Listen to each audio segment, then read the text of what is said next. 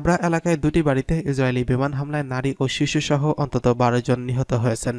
নিহতদের মধ্যে আল মুজাহিদিন ব্রিগেডের একজন জ্যেষ্ঠ কমান্ডার এবং তার পরিবার ও গ্রুপের অনেক নেতার পরিবার রয়েছেন বলে জানা গেছে। খবর আল জাজিরা ও রয়টার্সের।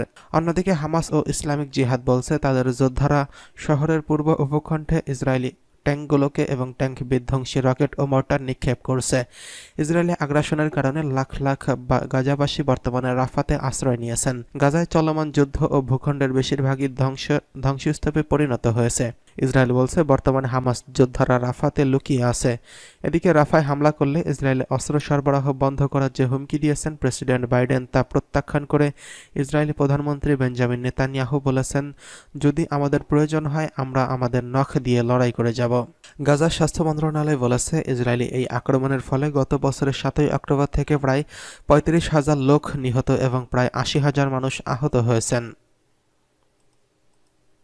এদিকে ইসরায়েল বিরোধী বিক্ষোভ আমস্টারডাম বিশ্ববিদ্যালয় পুলিশের সঙ্গে সংঘর্ষ গ্রেফতার। ইসরায়েল বিরোধী বিক্ষোভের সময় নেদারল্যান্ডস আমস্টারডাম বিশ্ববিদ্যালয়ের বিক্ষোভকারীদের সঙ্গে সংঘর্ষ বেঁধেছে পুলিশের।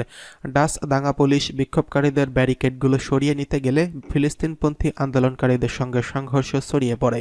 আর আন্দোলন শুরু হয় গত সোমবার থেকে। তখন থেকেই উত্তেজনা চলছে। পুলিশ জানিয়েছে তারা বিশ্ববিদ্যালয় ও ডাচ রাজধানী থেকে কেন্দ্র করে প্রধান সড়কে সহিংসতার জন্য 32 জনকে গ্রেফতার করেছে। স্থানীয় টেলিভিশনের ছবিতে দেখা গেছে কর্মকর্তারা আমস্টারডাম শহরের কেন্দ্রে বিভিন্ন ভবনের সামনে একটি এলাকা থেকে ব্যারিকেড সরিয়ে নেওয়ার সময় দাঙ্গার পোশাক পরা কয়েকজন পুলিশ বিক্ষোভকারীদের একটি দলের হাতাহাতি চলছে। পুলিশের সঙ্গে বিক্ষোভকারীরা রেকিন নামের স্থানে একটি প্রধান রাস্তা অবরোধ করায় সেখানে সহিংসতা ছড়িয়ে পড়ে।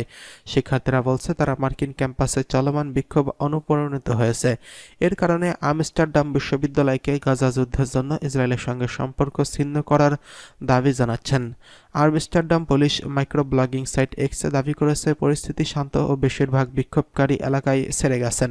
তারা বলছে আমস্টারডাম বিশ্ববিদ্যালয় শান্তি নির্বিঘ্ন করা এবং সম্পত্তি ধ্বংস করার অভিযোগ আনার পরে বিশ্ববিদ্যালয় থেকে বিক্ষোভকারীদের সরিয়ে নিতে মেয়রের অনুমোদন পেয়েছেন।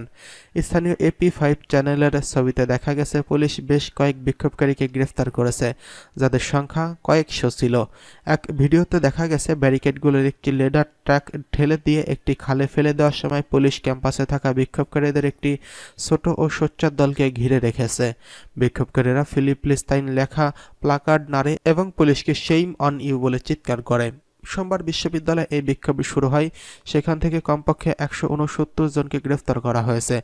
আমস্টারডাম সিটি কাউন্সিলের শুক্রবার চলমান বিক্ষোভ সম্পর্কে একটি জরুরি বিভাগের বিতর্কের কথা রয়েছে।